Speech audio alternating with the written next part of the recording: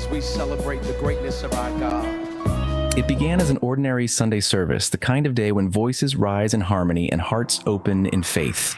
Pastor Charles Jenkins stood behind the pulpit, filled with the same fire and conviction that had inspired his congregation for years.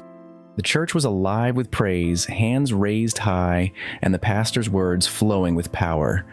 No one in that sanctuary could have imagined that within minutes everything would change.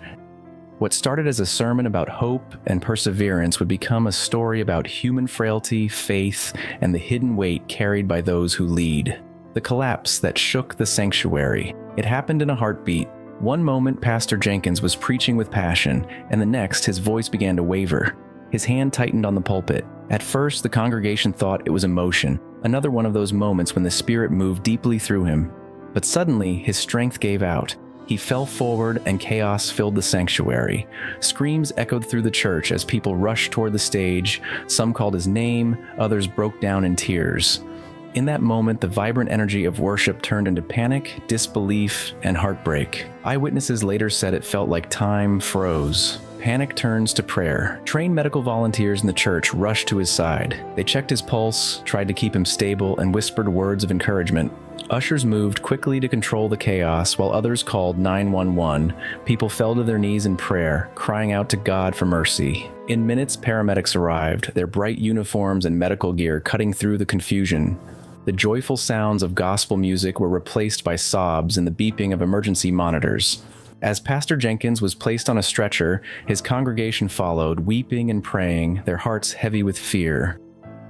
The streets outside turned silent outside. Flashing red and blue lights illuminated the early afternoon sky. The sight of ambulances and police cars outside the church stunned passers-by.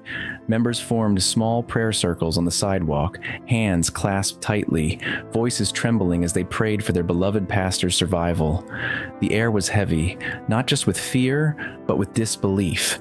How could the man who had lifted so many others suddenly be the one in need of saving? The hospital vigil. By the time Pastor Jenkins reached the hospital, his condition was critical. The first official update confirmed he was alive, but in serious state. Doctors worked tirelessly to stabilize him while nurses monitored every breath and heartbeat. Inside the waiting room, his family gathered, exhausted, tearful, and clinging to faith. His wife, described by witnesses as strong yet heartbroken, asked for privacy and continued prayers. Church leaders joined her, taking turns visiting his room, comforting one another, and trying to calm the anxious congregation waiting for news. The human cost of leadership. Pastors are often seen as pillars of strength, always available, always composed. But behind the sermons and the smiles, many silently battle fatigue, stress, and emotional exhaustion. Pastor Jenkins's collapse exposed this truth in the most dramatic way possible. It reminded everyone that leaders are human too. They hurt, they tire, and sometimes they push beyond their limits for the sake of others. His sudden illness became a sobering reminder that even the strongest vessels need rest, care, and compassion. Hope in the ICU. Back at the hospital, hope flickered in small ways. Family members whispered prayers by his bedside. Medical staff worked tirelessly.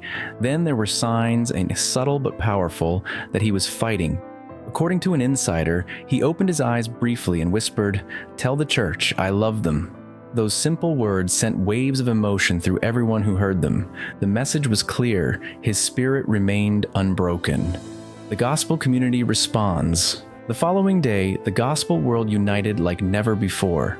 Prominent faith leaders, artists, and celebrities shared heartfelt messages. Bishop T.D. Jakes, Kirk Franklin, and others called on their followers to pray.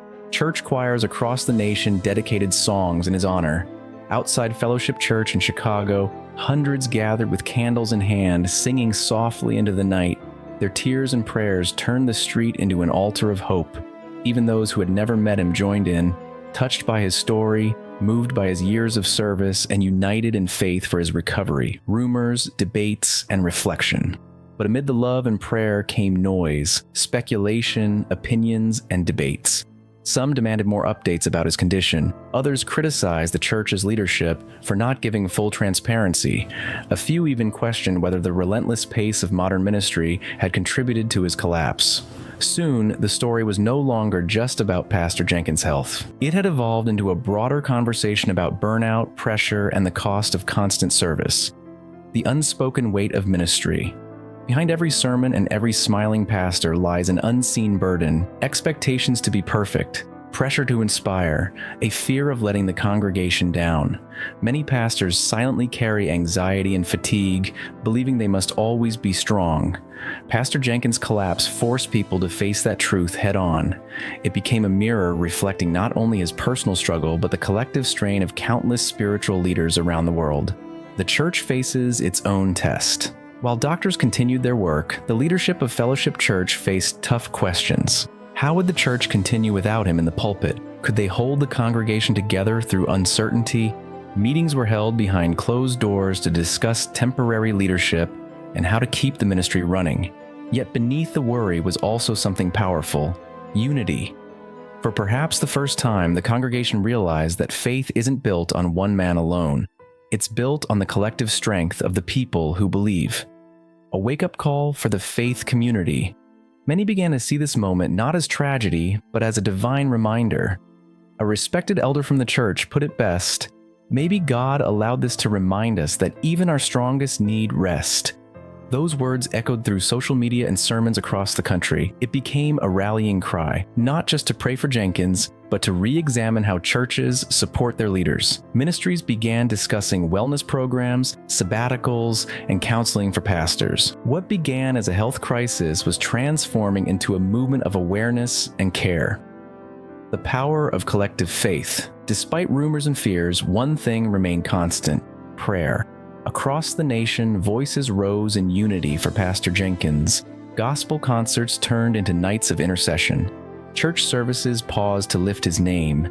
Even strangers who had only heard of him days before found themselves praying for a man whose strength had inspired millions. Faith, love, and community were doing what medicine could not: keeping hope alive. Beyond recovery, the bigger message. By the third day, small improvements brought renewed optimism, but the journey ahead was uncertain. Doctors advised rest and rehabilitation, emphasizing that he would need time away from the pulpit to heal fully. For some in the congregation, the idea of worship without his voice was painful. Yet it also became an opportunity, a moment to rediscover the truth that faith is not confined to one leader, one voice, or one sermon.